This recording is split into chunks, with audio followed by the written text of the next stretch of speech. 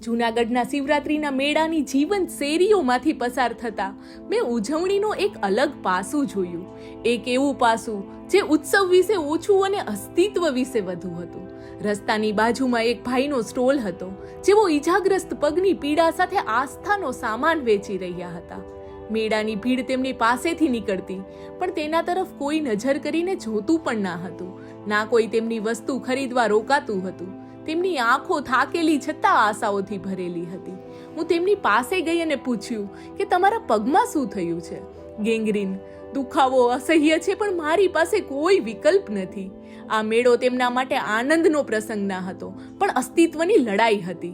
મેં વિચાર્યા વગર થોડા પૈસા તેમના હાથમાં મૂક્યા. મેળો શબ્દ સાંભળતા જ આપણને લાગે કે મજા કરવાનો અને આનંદ કરવાનો ઉત્સવ. પણ કેટલાક માટે મેળો એ આનંદ નથી, પણ રોજગારીનો અવસર છે. દરેકનું જીવન સમાન નથી, પરંતુ સાથે મળીને આપણે શું તેમની શિવરાત્રીને વધુ થોડી ખાસ ના બનાવી શકીએ?